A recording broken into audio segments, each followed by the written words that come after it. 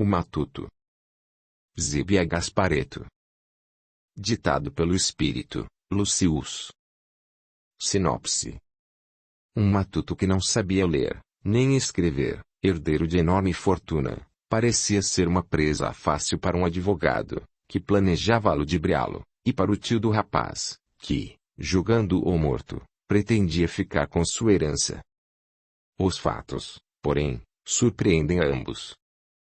Este romance de agradável e proveitosa leitura, nos faz meditar, e compreender mais as lutas da vida, encorajando-nos a manter a confiança na grande bondade e inteligência de Deus. Audiolivro realizado pelo canal Surya Chand Audiobook. Para ver todas as partes de um audiolivro, entre no canal e clique em playlist. Prólogo. De todas as lutas e mágoas que enfrentamos na vida, sempre nos será mais fácil falar das que já vencemos de há muito, cujas lições já aprendemos e nos reconhecemos melhorados, do que relatar fatos recentes, quando as emoções ainda permanecem a descompassar nossos corações carentes de aprendizagem e de mais equilíbrio. Quando alguns dos personagens ainda se demoram na Terra, a lutar para desenvolver suas aptidões de espírito eterno em busca da felicidade legítima, raros são os narradores desencarnados que conseguem permissão para contar suas histórias, cujo desenrolar poderão expô-los à curiosidade pública. Quando isso acontece, além da permissão dos envolvidos, há certas normas que devem ser observadas.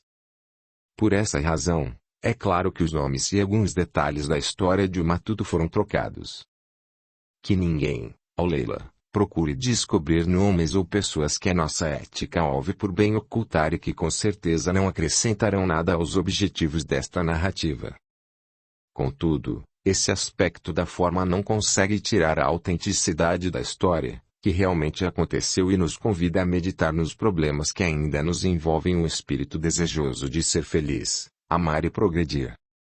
Estaremos felizes se, através desta narrativa simples e despretensiosa, alguns vierem a compreender e aceitar a bondade de Deus, sua soberana justiça e a eterna felicidade de viver.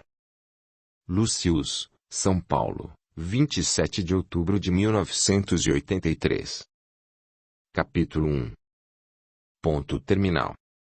A estrada acabava ali. Pequena vila, logo depois a mata fechada, misteriosa e rica. Alguns casebres de pau a pique, construídos sem alinhamento ou cuidados. Uma rua que era a própria estrada de terra, uma venda onde podia-se comprar o fumo, o sal, a pinga, e algumas vezes um pedaço de charque ou de rapadura.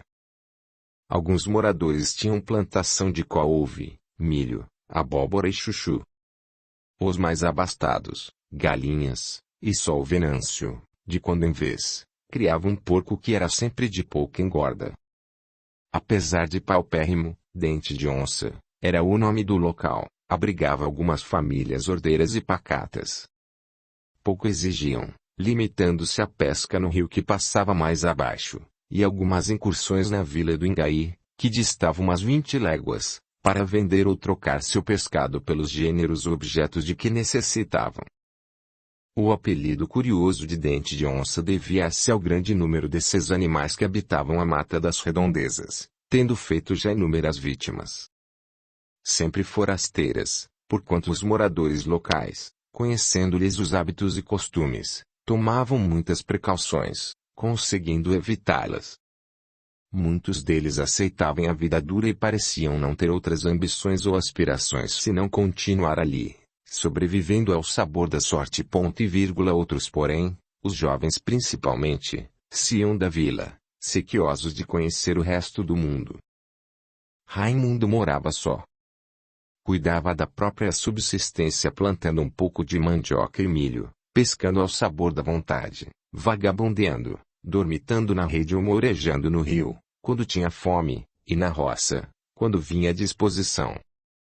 Tinha apenas 28 anos, mas seu corpo alto e magro parecia mais velho.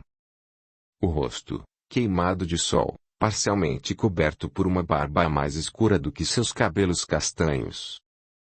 Raimundo não nascera em Dente de Onça. Chegara ao local há mais de 20 anos, pela mão do pai, que construíra a cabana onde sempre tinham morado. Seu pai não era homem de roça como os habitantes do local, tinha maneiras e era letrado. Porém, demonstrava grande desprezo pelo mundo e pelos homens.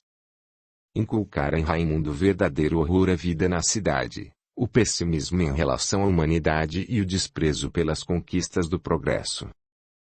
Afeiçoara-se à natureza, ensinando o filho a viver de maneira primitiva como índio.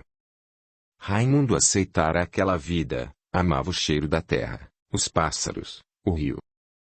Alma de poeta, vibrava ante a beleza agreste da mata, desbravando-a pelo prazer de vencê-la. Quando seu pai adoeceu, queria transportá-lo à vila, mas o velho José recusou-se terminantemente a ir. Desacreditava da medicina. Preferia as beberagens do mato que aprendera com um índio de quem era amigo. Contudo, elas foram insuficientes. José, minado pela febre, veio a falecer. Ajudado por alguns amigos, Raimundo enterrou-o ali mesmo, na beira do rio. A vida continuou igual, dentro da monotonia de sempre. Não pensou em ir-se embora. Para onde iria? Não sabia ler nem escrever. Ali, tinha sua casa, seus amigos com os quais pouco conversava. Tinha o que lhe bastava, para que mais? Deitado na rede grosseira, gostava de olhar o céu pontilhado de estrelas através da janela da cabana. O que haveria lá em cima? Ficava pensando. Quem teria feito tudo aquilo? Seria Deus mesmo? Não sabia responder. O pai nunca lhe ensinara nada a respeito de Deus. Ouvira dos amigos que fora ele o Criador de tudo. Como poderia ser? Se fosse verdade, que poder teria? Cismava. Às vezes sentia-se só, mas aceitava a solidão como necessidade sem remédio. Casar seria bom, mas tinha medo. O pai sempre o recomendara-lhe fugir das mulheres, figuras traiçoeiras e fúteis. Poucas moças na aldeia, feias e sem graça. O jeito era ficar só. Melhor do que sofrer. E o tempo ia passando, na monotonia da roça, e Raimundo deixava-se ficar, aceitando a vida, contentando-se com o pouco que ela lhe oferecia. Era tarde amena de novembro, e o Raimundo, na rede, cochilava embalado pelo pipilar dos pássaros que em bandos passavam sobre as árvores. Chovera durante vários dias, e agora o sol tinha brilhando, secando as matas e o chão. As folhas verdes recendiam ainda o aroma peculiar das plantas molhadas, exibindo um agradável frescor. Ele colocara a rede nas árvores de fora, usufruindo as delícias da natureza. Foi quando um ruído desagradável e inesperado veio arrancá-lo da modorra, fazendo-o abrir os olhos, surpreendido. Quebrando o silêncio bucólico da paisagem, um jipe descia a estrada. Apesar de não ser usual um carro naquelas paragens, Raimundo não se moveu. Limitou-se a olhar em silêncio. O jipe aproximou-se e parou em frente à sua casa. Havia 3 homens dentro dele, e Raimundo reconheceu Bastião do Córrego Seco, no Ingaí, com o qual já trocara alguns gêneros. Seu pai é que o conhecia melhor, porquanto cada vez que iam à vila, mantinha demoradas palestras com ele. Calmo, esperou. Bastião chegou-se, chapéu entre os dedos, sorriso mostrando alguns dentes amarelos de fumo. Oh! Raimundo! O interpelado sentou-se na rede, olhando o interlocutor, calado. Oh! Raimundo, repetiu ele, careço fala com você. Assunto sério e particular. Pode falar, homem. Esses 2 homens que estão no carro, estão procurando você. Vieram de Cuiabá, especiar, só pra lhe ver. Raimundo alçou o olhar desconfiado para o jipe parado, onde os 2 homens conversavam tranquilamente. Não conheço eles. Pra que estão me procurando? Não sei não. Parece que vieram trazer notícia de parentes seu da cidade. Bobagem. Não tenho ninguém. Sou sozinho. Bastião baixou a voz e, colocando a mão no braço de Raimundo, disse em tom intencional. Sabe, eles são gente rica. Tem dinheiro pra se ver. Gastam sem pena. Pra eu trazê-los aqui e ensinar sua casa me deram 2 conto. E, vendo que outro olhava desconfiado, completou. Eu só trouxe eles pro que são gente direita. Querem fala com você. Raimundo deu de ombros. Não tenho nada pra falar com eles. Você não vai agora manda os homens embora sem conversa. É farta de educação. Dispõe, eles viajaram muitas léguas, tão cansado. Se você não quer dar atenção pra eles, deixa só descansar um pouco que a gente volta pra trás. Tá certo. Você não vai dizer que sou mal educado. Chama eles. Bastião saiu com um sorriso amável a distender-lhe o rosto moreno e ossudo.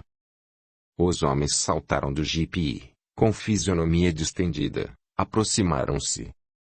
Um era jovem ainda, menos de 30 anos, o outro beirava os 45. Vestiam roupas de brim, mas o corte e a qualidade eram de muita classe.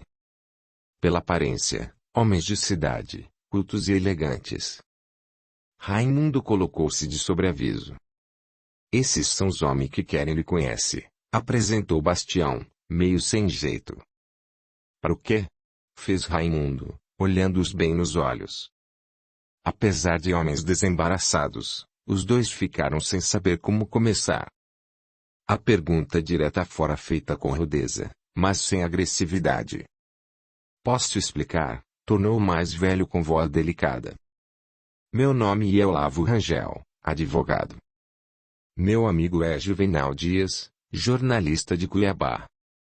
Temos um assunto do seu interesse para conversar. Viemos de longe à sua procura. Estamos cansados. Se nos permitisse, gostaríamos de descansar um pouco.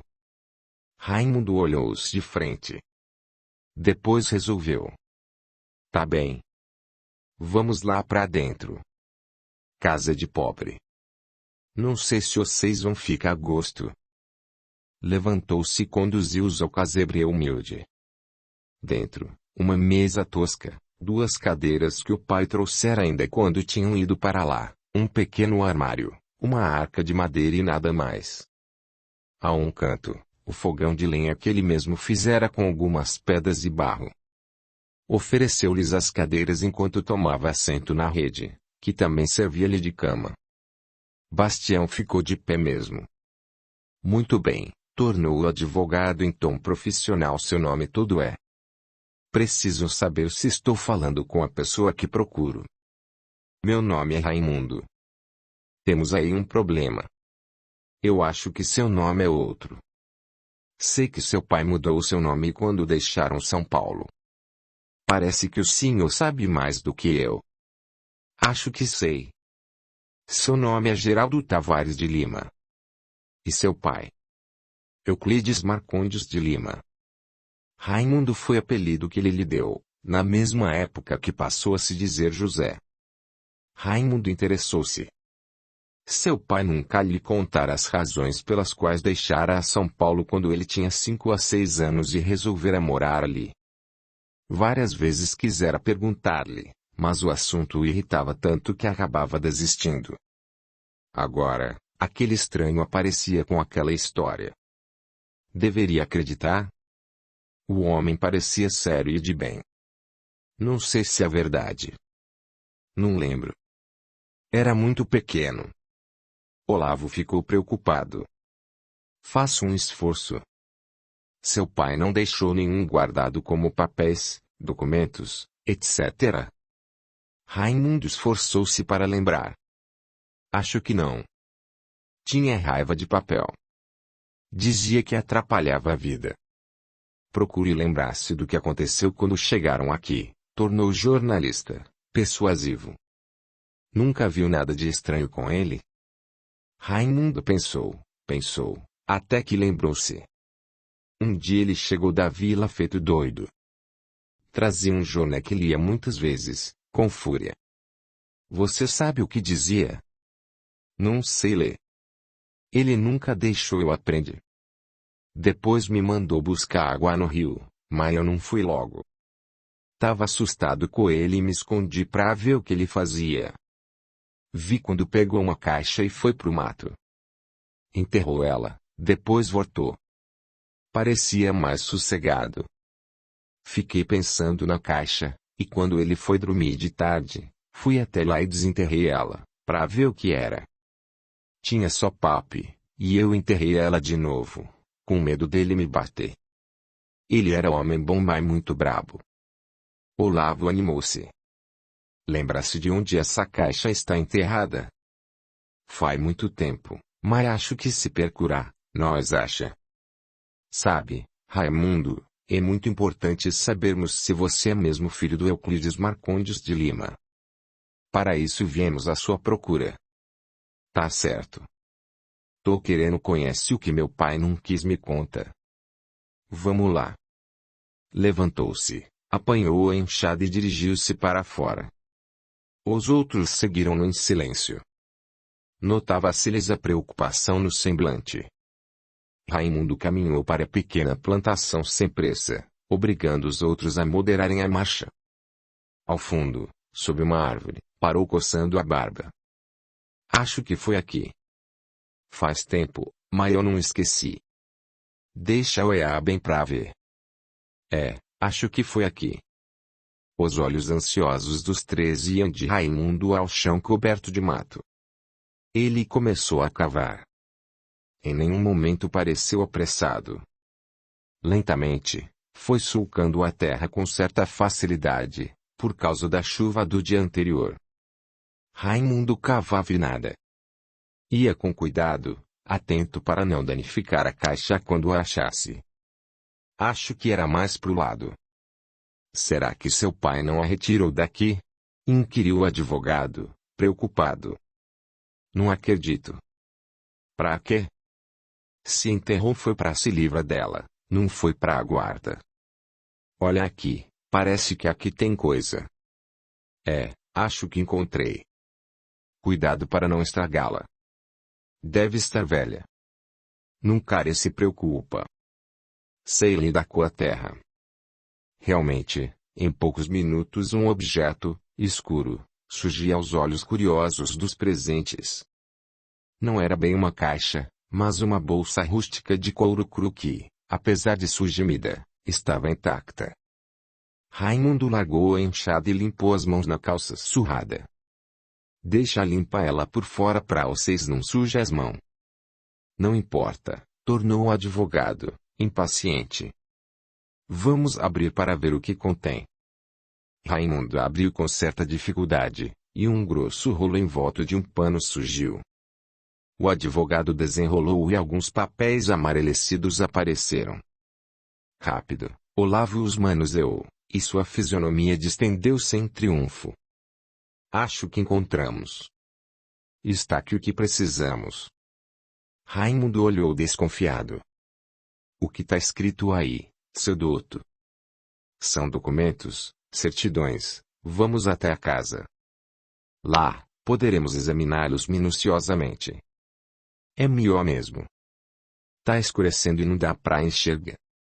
Com a calma que lhe era peculiar, Raimundo apanhou a enxada e tapou o buraco, enquanto os outros, impacientes, encaminhavam-se para a casa modesta. Vagarosamente, Raimundo aproximou-se, entrou na cabana e acendeu o lampião. Sob a sua luz bruxuleante, o advogado, com emoção e certa impaciência, examinou um por um daqueles documentos, sacudindo a cabeça afirmativamente e olhando satisfeito para o jornalista que, sobre o seu ombro, também inteirava-se do seu conteúdo. Apesar de curioso, Raimundo não fez gesto nenhum. Observava tudo em silêncio, olhos semicerrados, esperando. É tal qual eu esperava. Você é mesmo Geraldo Tavares de Lima, nascido em São Paulo a 18 de junho de 1908, filho de Euclides Marcondes de Lima e de Dona Carolina Tavares de Lima. Como sabe? Perguntou finalmente Raimundo. Estão aqui as certidões. Esta é a data do seu nascimento. Esta é do casamento do Dr. Euclides, a 15 de maio de 1900, na comarca de Itu. Tem também outros documentos importantes, e eu vou dar-lhe a melhor das notícias. Prepare-se, Geraldo, sente-se para não cair. Raimundo olhava meio assustado. É com você sim. Seu nome é Geraldo e de hoje em diante deverá ser chamado assim. Juvenal pegou pelo braço, forçando-o a sentar-se em uma das cadeiras. O advogado, diante do espanto do Bastião e do Raimundo, continuou. Você é um homem rico. Muito rico que, se quiser, pode comprar uma cidade inteira. Raimundo olhava sem entender. Você é muito rico, homem. Podre de rico. Alegro-me de poder dar-lhe essa notícia. Não pode ser. Você tá enganado. Meu falecido pai era muito pobre. Não tinha dinheiro nem para comprar fumo. Engano seu. Seu pai era médico e muito rico. Pertencia a uma das melhores famílias de São Paulo. Nunca lhe contou? Custa acreditar. Médico. Acho que vocês estão enganados. Ele não gostava da medicina. Dizia que os médicos não sabem de nada. Sempre se tratou com as ervas dos índios e eu também, nunca tomava droga de farmácia. Mais uma razão para acreditar no que digo. Ele era médico, mas acho que formou-se para contentar a família, não gostava da profissão. Apesar disso, cuidou de você. Ele cuidou. Conhecia muitos remédios, mas só de mato, coçou a cabeça, sem entender. Mas, será rico e médico, pro que veio para cá nesta vida dura e sem conforto. Aí é que está. Não sabemos bem o que aconteceu. Parece que um dia teve que socorrer um amigo que hospedava em sua casa e não conseguiu evitar sua morte. Desgostoso, passou a mão no filho, sumiu de casa. Inúteis todas as buscas. Dona Carolina estava inconsolável, desesperada. Colocaram anúncio nos jornais, contrataram gente da polícia para procurar, nada. Ninguém sabia informar onde o Dr. Euclides escondera-se com o filho. Dona Carolina fechou a casa, nunca mais tirou o luto. Segundo sei, ela dizia que só o tiraria no dia em que reencontrasse o filho, único amor de sua vida. Com a morte do avô, pai de Euclides, ela herdou imensa fortuna, propriedades que vieram aumentar muito o patrimônio da família. Raimundo ouvia pensativo, quase sem acreditar que aquela história fosse a de seu pai. O advogado continuou. O velho doutor Marcondes de Lima, pai de Euclides, seu avô paterno portanto, era advogado hábil e de posses. Viúvo, tomou conta dos negócios da nora quando seu pai saiu de casa, em quem procurou consolo para a separação do filho predileto. Bem aplicada e administrada, a fortuna aumentava sempre. Mas Dona Carolina não demonstrava alegria. Raramente saía, era vista muito pouco, não frequentava a sociedade nem abria o seu palacete da Avenida Paulista, em São Paulo, para os velhos amigos e conhecidos. Era conhecida como uma excêntrica. Quando perdeu o sogro, ficou ainda mais melancólica. Faleceu há cerca de 6 meses. Você é o herdeiro de uma das maiores fortunas do Brasil. Raimundo não se sentiu alegre. Pressentira sempre um mistério na ida de seu pai para aqueles sítios. Se tudo aquilo fosse mesmo verdade, o que teria acontecido para o pai ter abandonado tudo, pai, esposa, dinheiro, tudo? Qual o mistério que havia atrás de tudo aquilo? Não pensava no dinheiro. Não tinha ambições. Preocupava mais a mãe, de quem não lembrava senão vagamente, de rosto jovem e alegre, debruçadas sobre ele. Era das poucas lembranças que conservava daqueles tempos. O pai havia lhe dito que ela estava morta, e se tudo fosse verdade, se o advogado não estivesse mentindo, quem mentirá fora ele? Ele que tinha horror à mentira. Que o ensinara a falar a verdade doesse a quem doesse. Ele lhe mentira. Renegava a sociedade e o mundo, pela mentira dos homens, pela hipocrisia.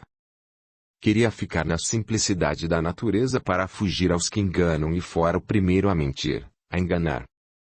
Ele, que gostava tanto da mãe, que sempre sofrera a sua falta, sentia-se profundamente decepcionado. A mãe, sempre querida e recordada no silêncio de suas noites solitárias, sentira-lhe a falta durante aqueles anos, mas conformara-se, julgando-a morta. Fora enganado. Ela usara e lutou por ele, porque sempre fora mãe amorosa e ele, seu único filho. Seu coração apertou-se.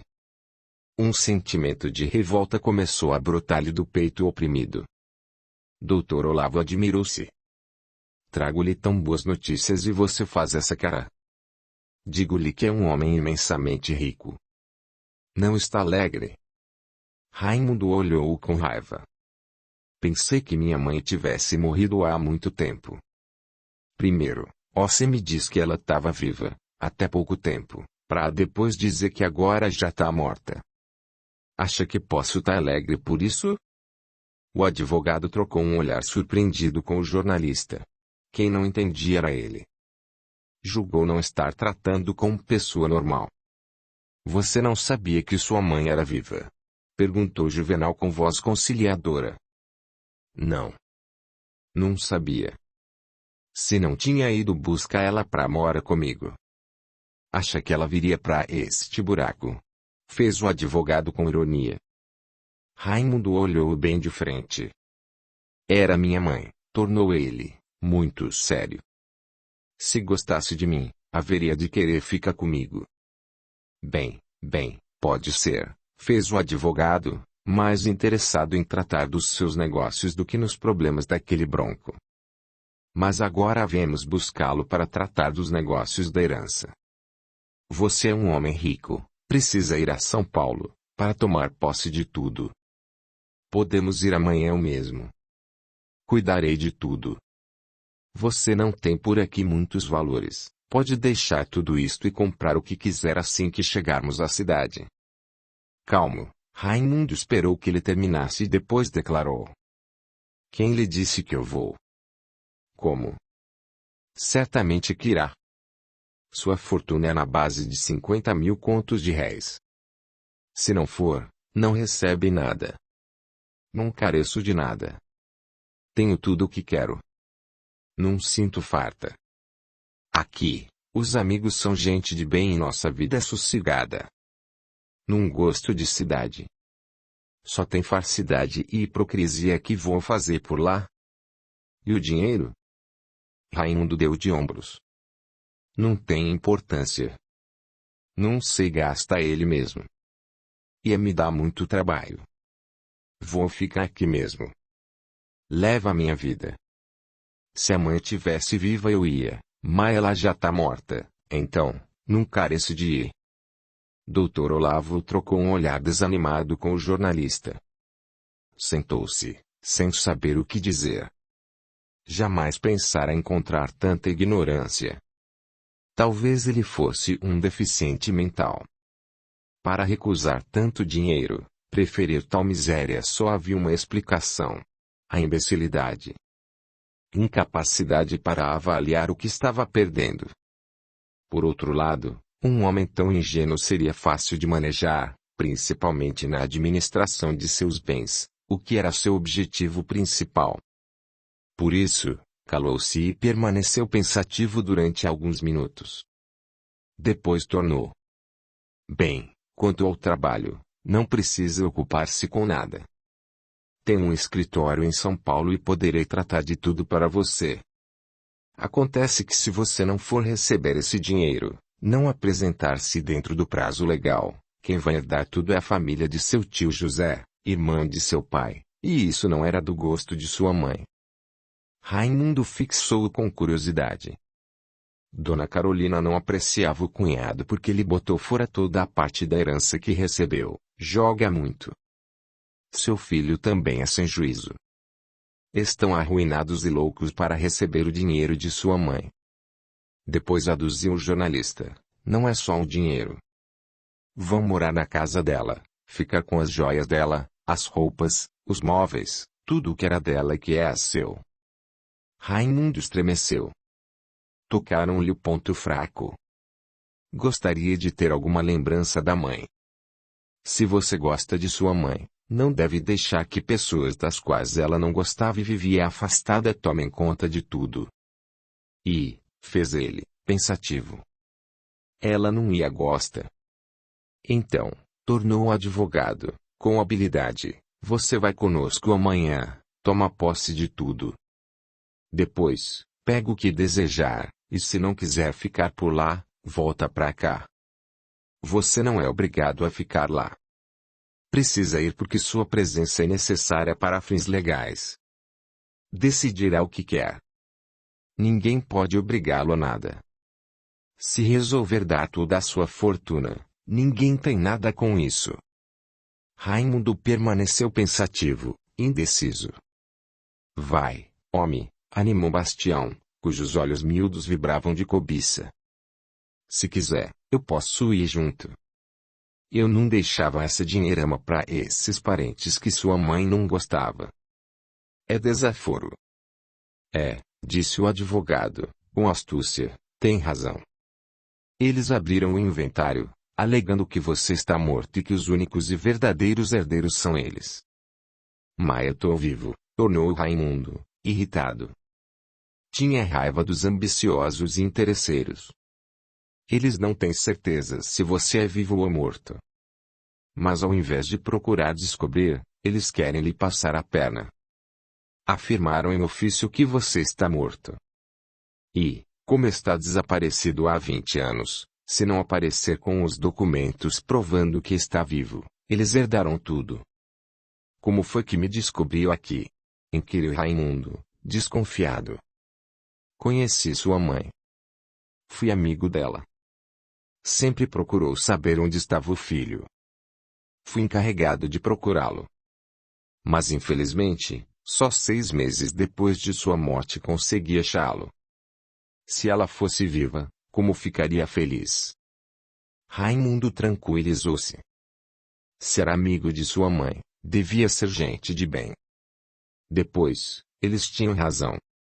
Seria doloroso que esses parentes sem escrúpulos, ambiciosos, que se alegraram com a morte dela e apressaram-se a dizê-lo morto, ficasse com tudo. Não era justo, não gostava da cidade. Encarava o povo da metrópole como um ninho de assaltantes e hipócritas. Mas era homem de coragem. Ia até lá, recebia tudo. Resolvia o destino que daria aos bens e depois voltaria para sua casa, com dinheiro para viver tranquilo, suprindo as próprias necessidades. Tá certo, doutor. Eu vou. E não preciso do C, Bastião. Vou só. Vou e volto logo que desocupa. Muito bem, fez o advogado satisfeito. Fico contente que tenha concordado. Assim é melhor. Agora vamos indo. Amanhã cedinho voltaremos. Raimundo abanou a cabeça. Melhor fica por aqui. Essa hora é perigosa. As onças tão sorte com fome. Não garanto que cheguem na vila. É verdade, confirmou Bastião. Eu não arrisco. O melhor é ficar aqui hoje e amanhã cedinho nós vai-se embora. Não lhes agradava passar a noite na tosca cabana, mas sabiam que o lugar era perigoso e a cara dos dois não era de brincadeira. Então vamos no jipe apanhar comida e alguns objetos. Pera um pouco. Raimundo pegou um achote que estava sobre o fogão e acendeu-o. Agora eu vou na frente. Vocês vão comigo de olho aberto, bem perto. Está certo. Vá você, Juvenal. Eu espero aqui. Com o tição aceso foram até o carro, de onde o jornalista apanhou alguns sacos de viagem. Depois foram pegar a rede que estava na árvore ao lado. Voltaram para casa.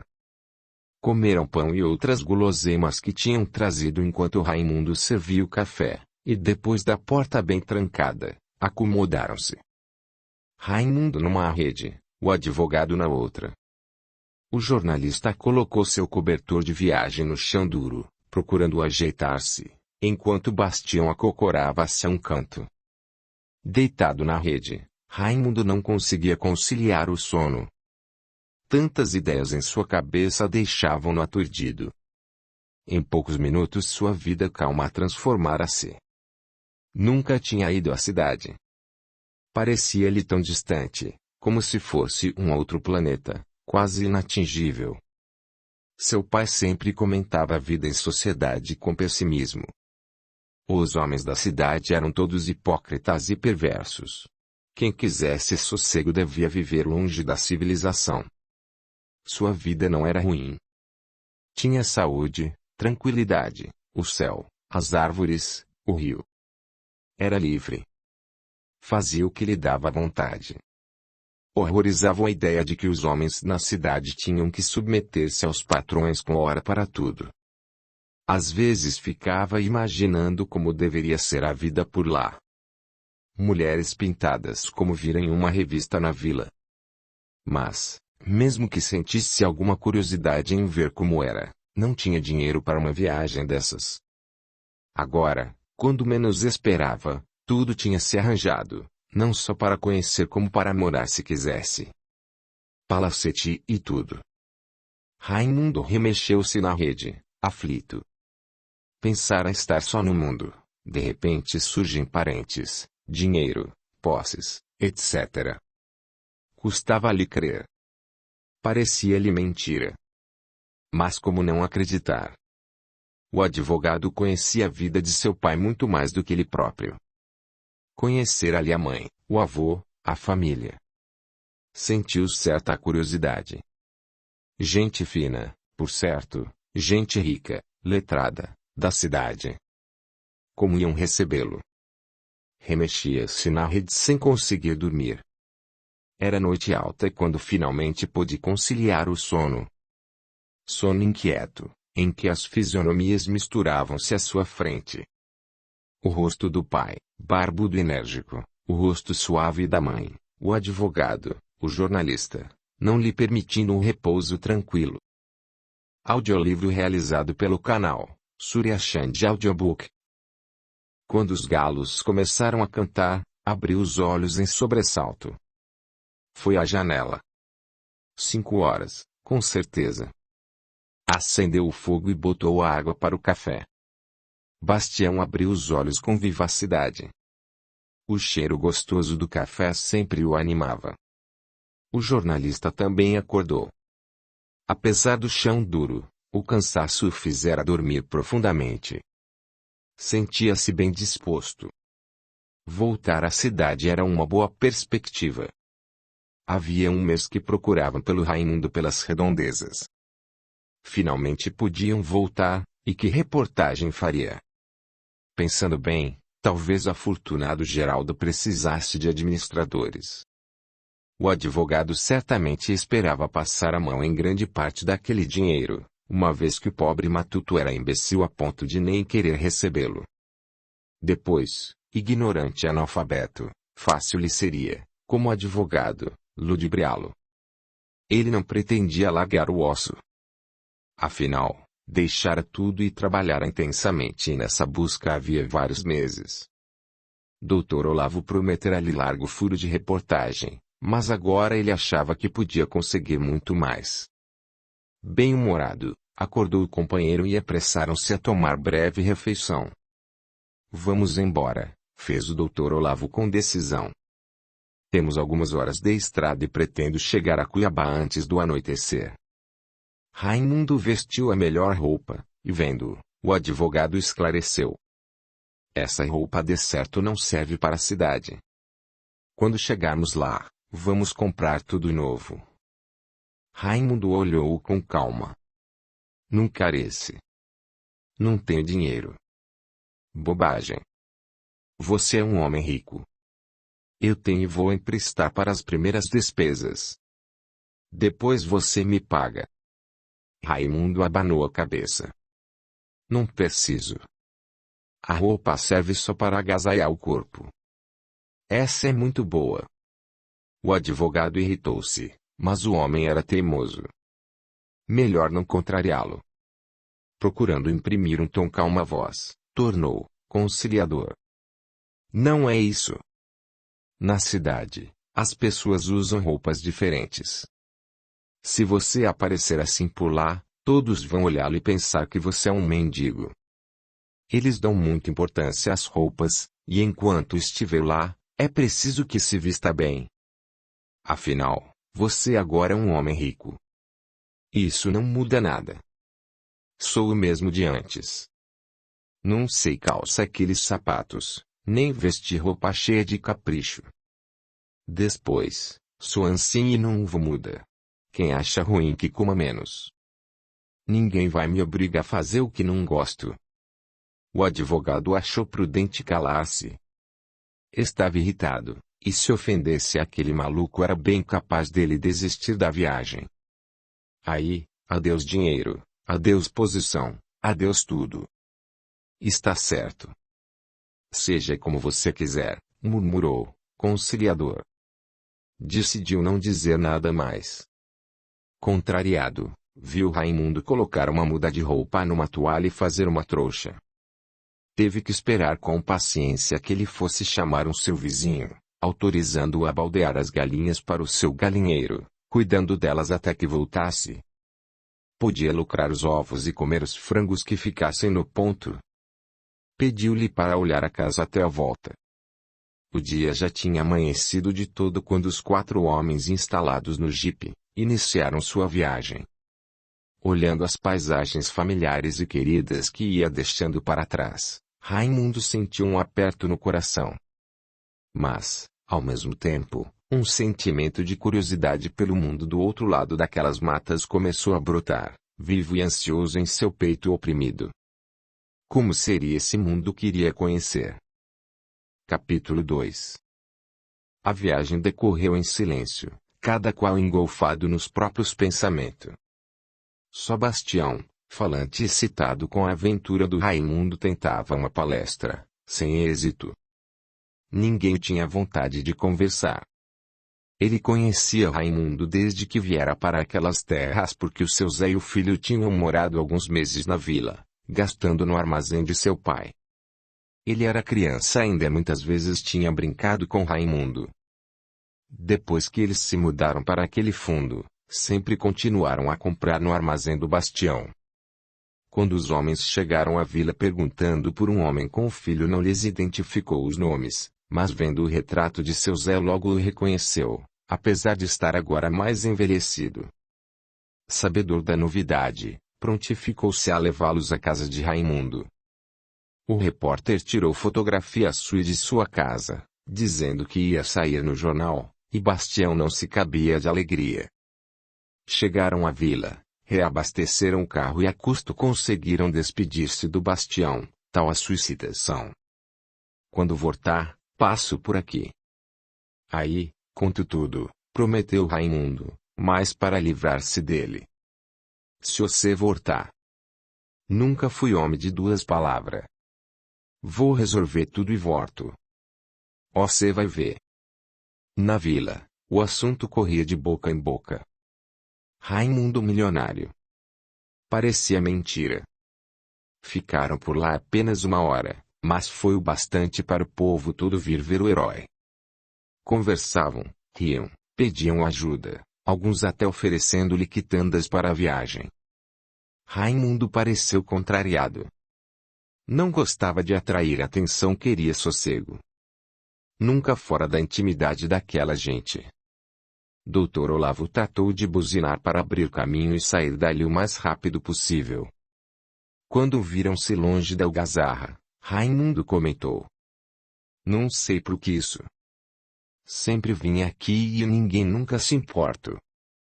Agora você é rico e famoso. Raimundo deu de ombros. Bobagem. Sou a mesma pessoa, nem mais gordo, nem mais magro. Besteira do povo. Farsidade. Os dois calaram-se. A rudeza do rapaz confundiu-os. Continuaram a viagem em silêncio. A estrada era deserta, apenas alguns vilarejos muito pobres de quando em quando. Comeram na estrada mesmo, ao lado de uma fonte onde encheram os garrafões e descansaram um pouco. O jornalista revezava-se na direção com o advogado. Raimundo, calado, observava-lhes os gestos e movimentos. Só ao entardecer, cansados porém satisfeitos, chegaram a Cuiabá. Depois de instalarem-se em 2 quartos, o advogado sugeriu: melhor tomarmos um bom banho. Estava um pouco preocupado com a figura empoeirada de Raimundo. Não sou sujo não, doutor. Costumo me banhar todo dia. Olavo procurou dissimular sua intenção lançando olhares examinadores pelas instalações modestas dos aposentos, enquanto que o jornalista continha o riso. Vamos jantar no quarto mesmo, acrescentou Olavo, tentando imprimir à voz tom de naturalidade. Estamos muito cansados. Depois precisamos acertar nossa viagem o quanto antes. Na verdade, o causídico não queria comer na mesa com aquele bicho do mato, talvez ele nem soubesse sentar-se frente a uma toalha limpa. O pior é que ele era muito teimoso, não era maleável. Tinha opinião própria e não aceitava conselhos. Pior para ele. Seria ridicularizado por todos até aprender. Depois de limpos e bem alimentados, recolheram-se para dormir. O cansaço era grande e o dia seguinte prometia ser trabalhoso. O sol ia alto quando Juvenal acordou. Levantou-se um pouco assustado e, dirigindo-se ao quarto ao lado onde ficaram os outros 2, tranquilizou-se ao verificar que o advogado dormia placidamente. Não confiava nele. Temia que ele tivesse saído cedo para livrar-se do seu concurso. Claro que o doutor Olavo já devia ter percebido que ele não se contentaria com a reportagem em modesto jornal interiorano. Suspirou aliviado. Mas, quando procurou por Geraldo, o leito estava vazio. Verificou nos banheiros, no corredor, nada. Doutor Olavo, doutor Olavo. Acorde. Nosso homem não está aqui.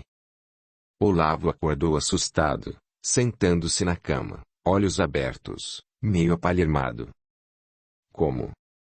Não está? Você já procurou? Procurei, por aqui não achei. Vamos, precisamos encontrá-lo. Pode ser que ele tenha se arrependido e resolvido voltar. Uma calafrio percorreu-lhes a espinha. Enquanto o advogado procurava as calças e as vestia precipitadamente, o jornalista descia as escadas rumo à recepção do hotel. Um funcionário atrás do balcãozinho estreito lia um jornal com atenção.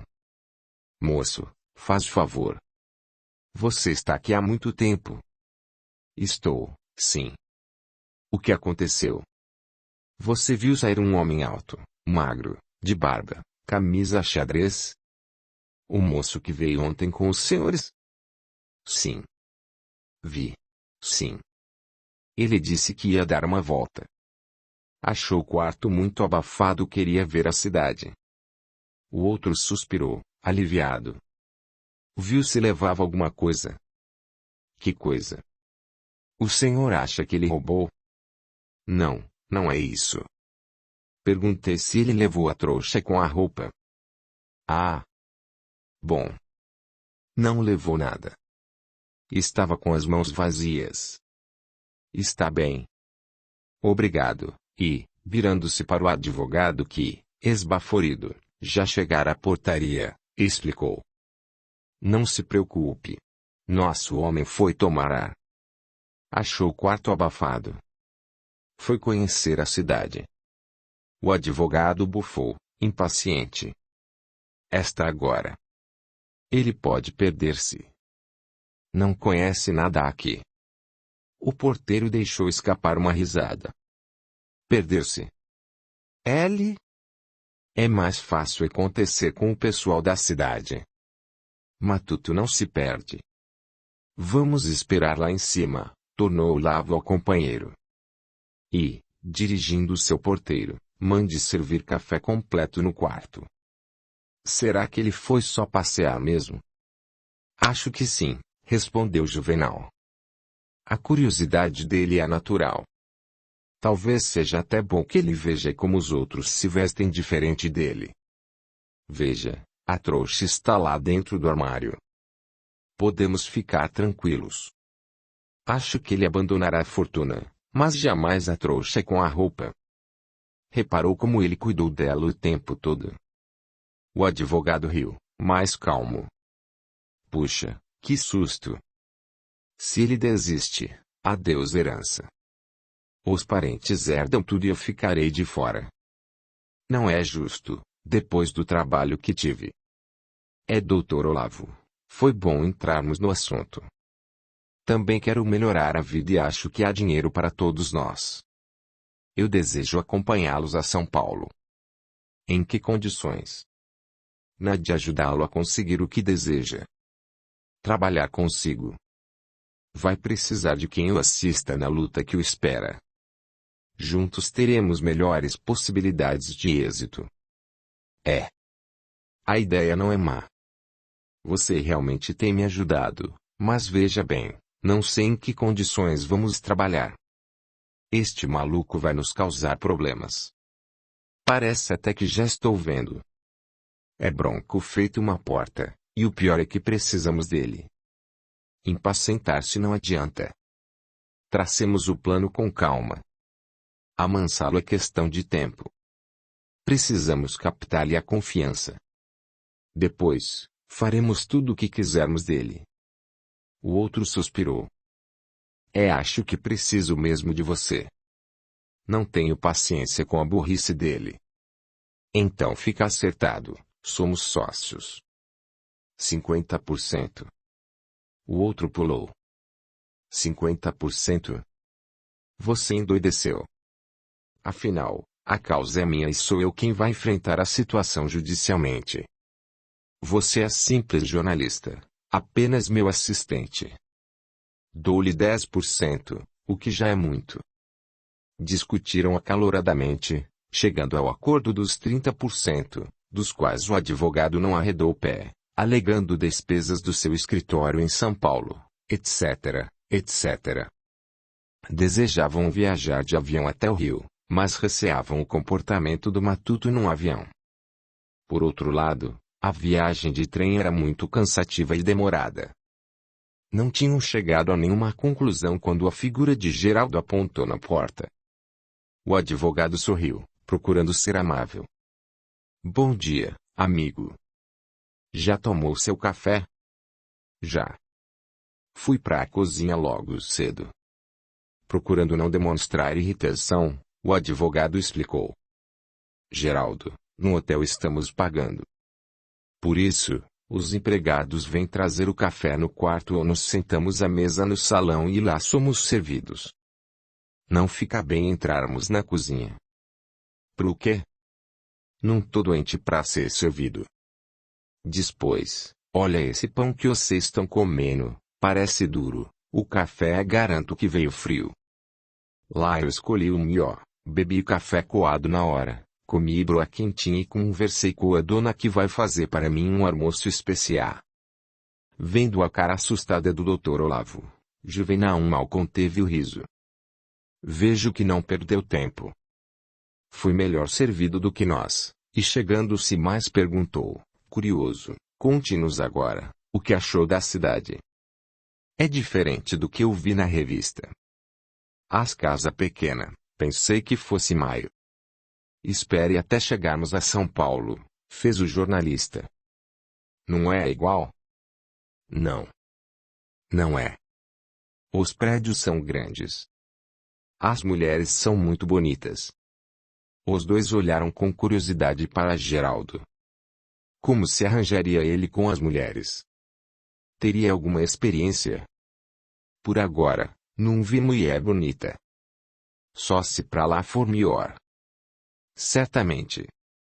No Rio de Janeiro, em São Paulo, as moças são de pele fina e cheirosa, vestem-se muito bem, são deliciosas.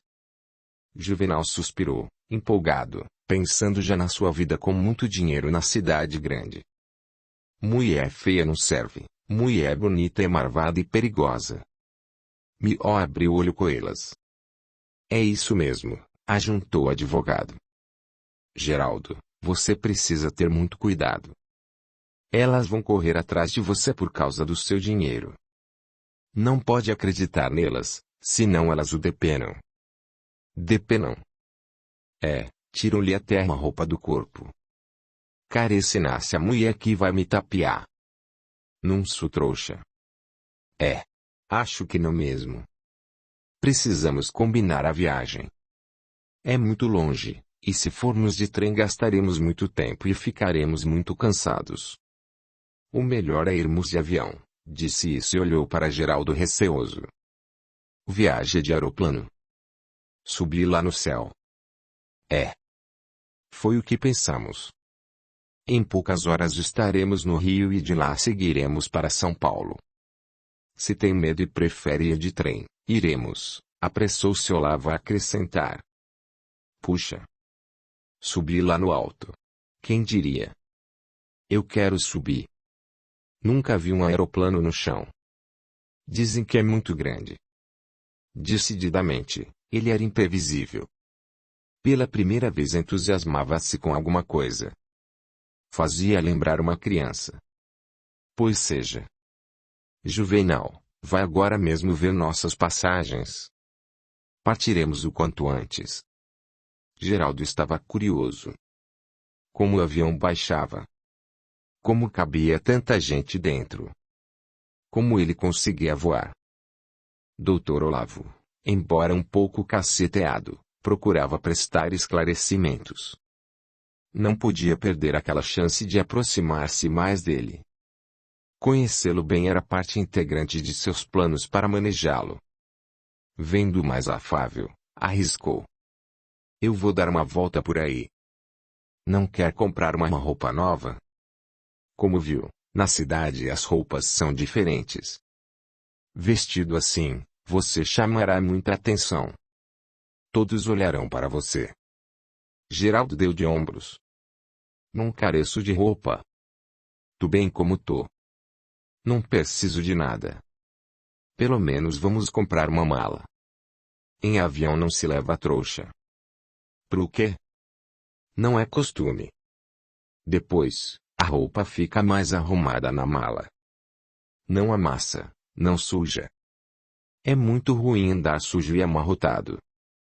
Não gosto de andar sujo, mas a roupa tá muito bem na trouxa. O advogado a custo reprimiu um suspiro e uma praga. Procurou sorrir, resignado. Venha ver. Pegou sua mala dentro do armário e continuou. Olha como é. Tudo fica arrumado. Vou sair e comprar uma para você. É meu presente. Não precisa pagar. Por que tá fazendo isso tudo, seu doto? O olhar dele era penetrante e firme. Porque era amigo de sua mãe, mentiu ele, e porque, como advogado, prometia a ela zelar por você se o encontrasse, ajudando-o no que fosse possível. Geraldo calou-se. A mãe era seu ponto fraco. Mencioná-la significava acalmá-lo. Ela não gostaria de vê-lo mal vestido. Ela gostava de mim. Não ia se importar com essas coisas. Claro que ela gostava de você, mas era uma mulher muito fina, vestia-se muito bem, de acordo com a sua posição, gostaria que você fosse elegante. Geraldo suspirou fundo. Tá bem, seu doutor. Compre a mala, mais pequena. O advogado sentiu enorme alívio. Parecia-lhe haver ganho uma batalha. Essa vitória representava muito. Era a primeira vez que Geraldo concordava com um desejo seu. Com o tempo, certamente conseguiria tudo quanto desejasse. Foi com alívio que deixaram o hotel. Tinham vendido o jipe e o comprador, que pagaram um preço muito barato, prazerosamente conduziu-os ao campo de aviação. Os olhos vivos de Geraldo registravam tudo que os rodeava, embora se conservasse silencioso. O avião, um bimotor de pequeno porte, que fora alugado por Juvenal, levá-los-ia diretamente a São Paulo. Por muitos dias não passaria avião comercial pela cidade, e, como tinham pressa, fretaram um que só iria levantar voo quando sua carga se completasse. Apesar de acanhado e de pouco conforto, Geraldo estava maravilhando. Quis ver tudo, dos motores e da cabine do piloto até a cauda, o que retardou a partida e irritou o advogado, embora ele procurasse dissimular. O piloto olhava-o, curioso. Era um tipo raro. De que selva tinha saído? Estava acostumado com os matutos, mas aquele parecia-lhe mais selvagem. Divertido, procurou explicar o que podia, e só pôde partir quando Geraldo deu-se por satisfeito. Olha, você nunca voou e pode enjoar. Se tiver ânsia, tem esse saco da papel. Cuspa dentro. Geraldo não respondeu a Olavo. Sua atenção fixava-se, ávida, nas hélices que já começavam a girar e na poeira que levantava-se do chão. Sentia um friozinho na boca do estômago e muita emoção. Muitas vezes tinha contemplado os aviões que passavam luzídios sobre sua cabana. Agora, milagre. Ele estava num. O avião decolou, iniciando a subida. Ele estava maravilhado. O advogado ajeitou-se. Tinham algumas horas de voo pela frente. Até ali, tudo bem, Geraldo não tinha medo, felizmente. O dia era quente e o sol ia alto. Procurou descansar e logo conseguiu adormecer. Acordou assustado, com ruído de ânsia e um cheiro desagradável. Procurou por Geraldo, em cujo lado se entrara-se, mas o banco estava vazio. Olhou para frente e viu Juvenal pálido, curvado sobre o saco de papel. Sentiu-se enjoado. Onde diabo teria se metido o caipira? Levantou-se, abriu a porta da cabine do piloto e, para sua surpresa, lá estava ele, tranquilo e calmo, enquanto o piloto dizia: a direção está marcada nesse relógio, é uma bússola, esse ponteiro mostra o rumo que eu devo ir. De modo que você não carece do sol para indicar o rumo. Chamamos a isso latitude e ainda nosso ponto principal. Norte, sul, leste e oeste. Olavo estava estupefato. Como podia aquele selvagem conservar sobre assuntos técnicos de aviação? Resolveu sentar-se em seu lugar. Juvenal suava frio. Não podia fazer nada. Felizmente, chegaram a São Paulo. Estava escurecendo, já Geraldo viajara na cabine o tempo todo. Olavo surpreendeu-se quando, na saída do campo de Marte, onde aterrissaram, o piloto apertou a mão de Geraldo com cordialidade. Tive muito gosto em conservar com você. Quando quiser, venha por aqui e eu vou mostrar-lhe tudo. Vai gostar dos hangares e tudo ou mais. Acho que vou. Foi uma grande viagem. Nunca vou esquecer. Sabe, disse o piloto aos dois admirados passageiros, ele tem alma de aviador. Devia tirar o breve. Se ele quiser, eu ensino. Pode deixar. Eu ainda volto aqui. Aprende a voar. Puxa. Adeus, despediu o piloto, esta viagem foi mesmo muito boa. Juvenal, pálido como cera, não teve nem forças para protestar. Apanharam um carro de aluguel e foram para a casa do advogado. Juvenal procuraria um hotel, mas o Dr. Olavo não queria perder Geraldo de vista, por isso, hospedá-lo-ia em sua casa. Telegrafara para sua mulher prevenindo-a e esperava poder controlar a situação. Seu quarto de hóspedes não era grande, mas deveria parecer principesco em confronto com a choupana daquele selvagem. Estava emocionado e satisfeito. Seu relacionamento com a mulher não era muito harmonioso, mas tinha a certeza de que ela o ajudaria a tratar bem o hóspede. Apesar de não acreditar muito que Olavo pudesse encontrar o milionário, Dona Marilda, que sempre criticara a viagem do marido, certamente agora teria até muito orgulho em hospedá-lo. Eram 19 horas quando o carro parou em frente à casa confortável da Avenida Angélica. Embora não tivesse dinheiro, o advogado pertencia à ilustre família e herdara do pai a casa onde residia. Achava importante manter a posição, e por isso lutava por conservá-la em bom estado. Tocou a campainha. Ruídos, passos e a porta abriu-se. Uma criada com elegante uniforme surgiu, soltando exclamação de susto ao reconhecer o patrão.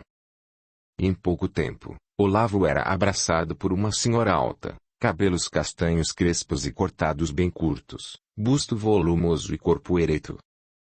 Recendia e cedia no perfume. Geraldo, segurando a pequena mala, olhava assustado.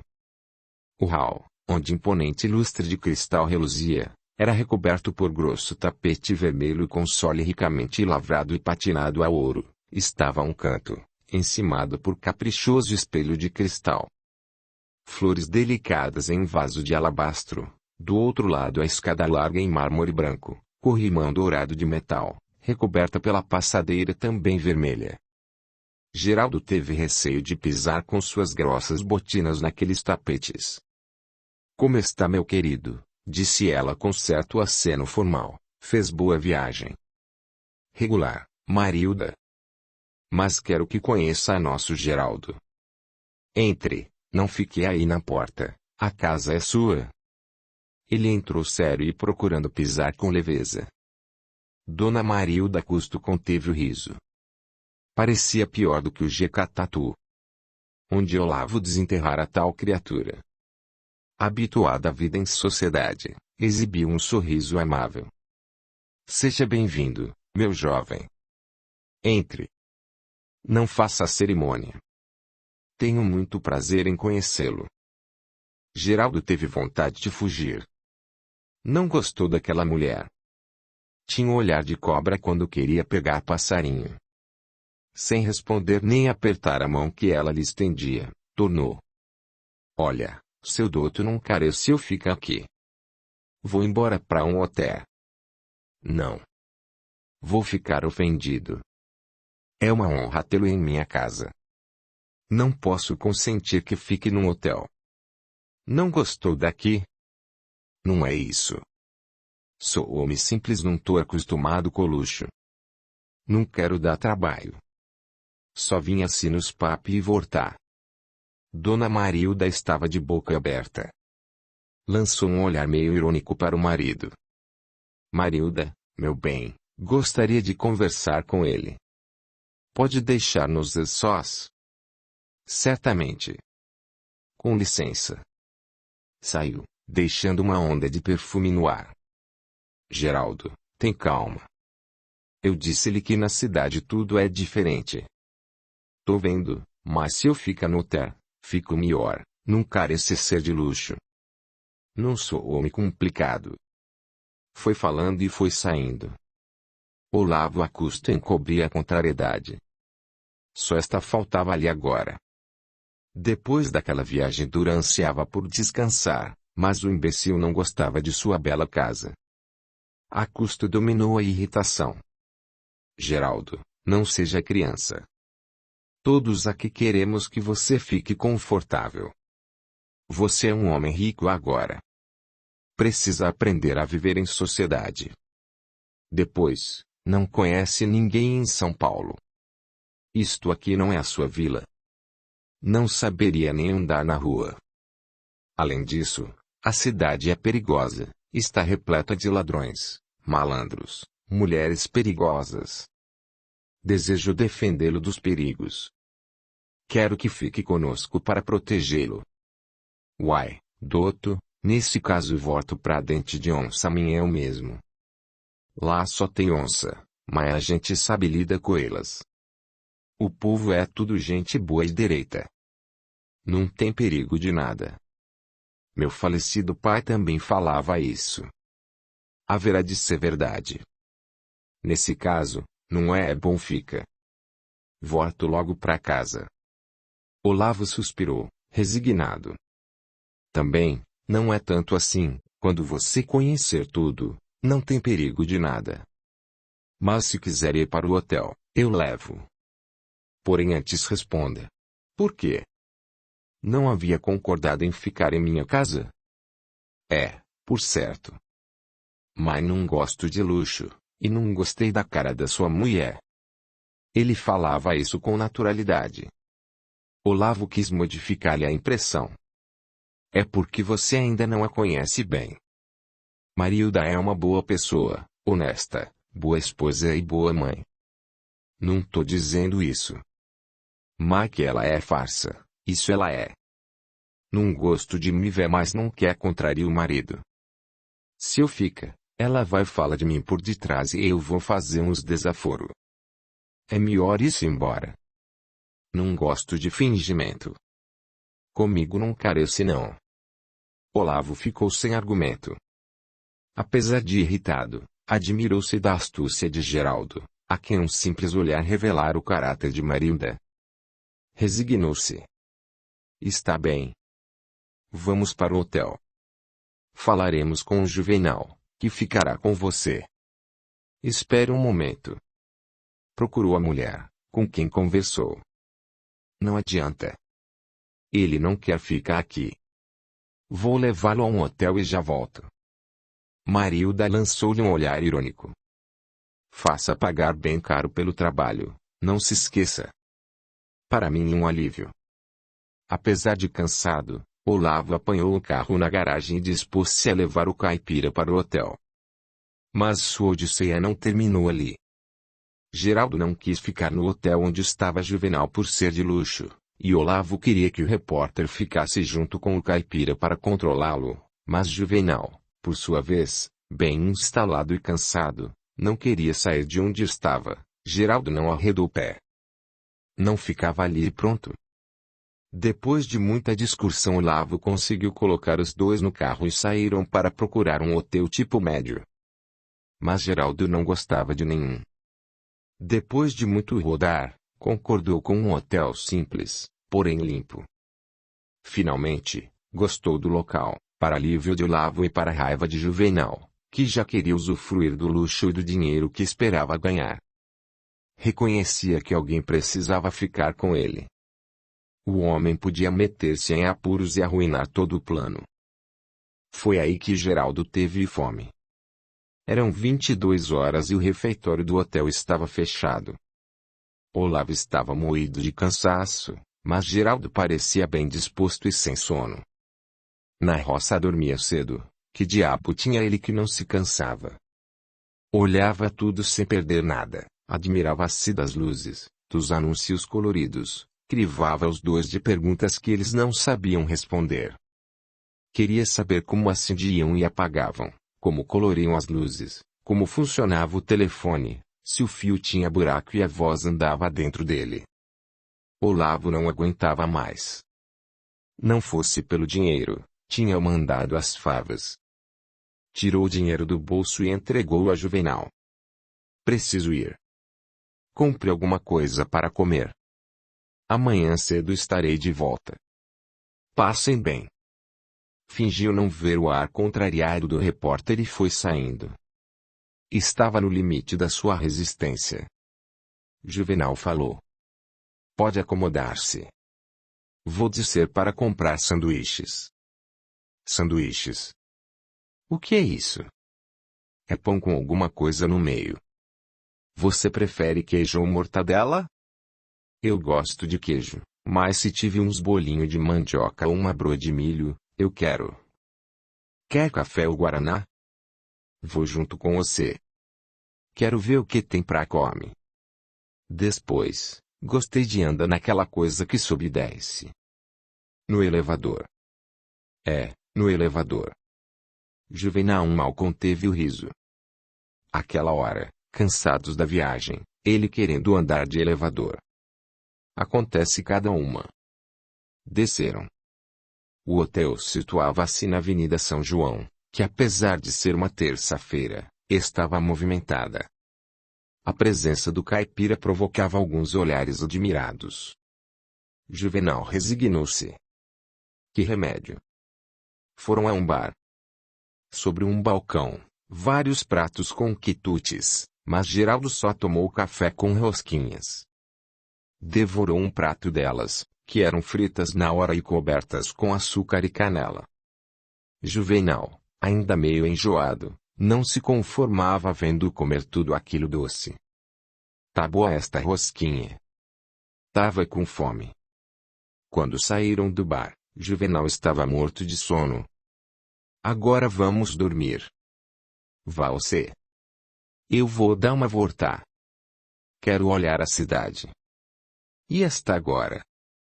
Juvenal irritou-se. Aquele homem era de ferro. Não podia deixá-lo. Ele não tinha dinheiro e estava tão mal vestido que nenhum batedor de carteira o assaltaria, mas podia perder-se. Como deixá-lo? Você vai perder-se. E melhor irmos dormir. Eu não vou dormir. Wanda, não posso. Pode ir que eu fico. Juvenal não teve outro remédio senão andar ao lado dele. O caipira parecia incansável. Andaram, ele olhando tudo, perguntando sobre coisas que Juvenal não sabia responder porque tão inusitadas e nas quais nunca tinha se detido para pensar. Eram quase 2 horas da manhã quando conseguiu arrastá-lo para o hotel. Ficara no quarto ao lado do seu, e, assim que o colocou dentro, aliviado e exausto atirou-se no leito para dormir. Gratidão a você que se dá o trabalho de curtir, comentar e compartilhar estas histórias edificantes com as pessoas que estima. Obrigada por ajudar o canal a crescer. A gratidão é o caminho da evolução. Capítulo 3. No dia seguinte, pela manhã, Olavo dirigiu-se ao hotel. Estava refeito e elegantemente vestido. Recendia a lavanda. Acordou Juvenal. Bom dia, Juvenal. E o nosso homem, onde está? No quarto, penso. Ontem nós andamos quilômetros. Ele parecia ter asas nas pernas. Caminhamos até quase 2 horas da manhã. Acho que ainda dorme. Olavo riu bem-humorado, pensando do que se safara. É natural, tem curiosidade de ver a cidade. Só espero que ele já tenha visto tudo, respondeu Juvenal, desanimado. Não se aborreça. Hoje mesmo já vou tomar as primeiras providências legais. Com os documentos que temos, certamente teremos causa ganha. É só uma questão de formalidade de tempo. Ainda bem, porque tenho pouco dinheiro. Vou dar-lhe algum por conta. Vê se o convence a comprar uma roupa decente. Por que não tenta você? Vamos tentar os dois. Não é fácil lutar contra sua teimosia. Entraram no quarto e o encontraram sentado em uma cadeira, folheando com atenção uma revista. Sempre gostei de ver revista. Melhor seria se pudesse ler o que está escrito. Não faz mal. Pelos retratos, penso no que está escrito. Você devia aprender a ler, fez Juvenal, tentando interessá-lo. Não carece. Se fosse bom, meu finado pai tinha me ensinado. Quando eu voltar para casa, não vou carecer de leitura. Mas eu tava esperando pra fala com seu douto. Fale, Geraldo. Eu tô pronto para ir conhece a casa de minha mãe. Quero ir lá ver tudo, o retrato dela, tudo. Olavo sentou-se ao lado do caipira. Por enquanto, não é possível. Preciso de uma autorização legal do juiz para que você entre na casa. Seus parentes não moram na casa. Suas tias cuidam dela desde a morte de sua mãe, por ordem do juiz até que a situação se resolva. Você não pode ir lá antes que prove perante a lei que é filho dela e seu único herdeiro. Mas eu vou. Não vou deixar esses parentes malvados que ela não gostava mexer nas coisas que era dela. Por isso tô aqui. Quero ir lá agora mesmo. E você vai me levar lá. Olavo coçou a cabeça, contrariado. Não vê que não convém? Eles pensam que você morreu. Não vão deixá-lo entrar, podem até chamar a polícia. Que chamem. Não tenho medo. Não sou ladrão nem criminoso. Pode deixar eles, chama a polícia. Quero só ver. Não. Não vou levá-lo lá assim. Olha aqui, Geraldo, eu vou agora mesmo entrar com um ofício e procurar o juiz que estuda o inventário de sua mãe. Provando sua identidade, certamente ele nos dará permissão para visitar a casa, E assim ninguém poderá impedi-lo. Eu vou ficar lá. Não vou visita. A casa de minha mãe. Tenho direito. Quero ir lá agora. Doutor Olavo coçou a cabeça, preocupado. Era difícil lidar com aquele ignorante. Ele tinha seus motivos para não aparecer aos parentes de Geraldo e pretendia fazê-lo quando já estivesse com a lei a seu favor. Aquele teimoso podia dificultar as coisas. Tentou contemporizar. Está bem. Mais tarde levamos você até lá. Agora não posso. Fiquei muito tempo ausente dos meus negócios. Meu escritório está precisando da minha presença urgente. Vou lá agora cedo e depois, à tarde, levaremos você lá. Enquanto isso, por que não vai conhecer a cidade? Você já viu o cinema?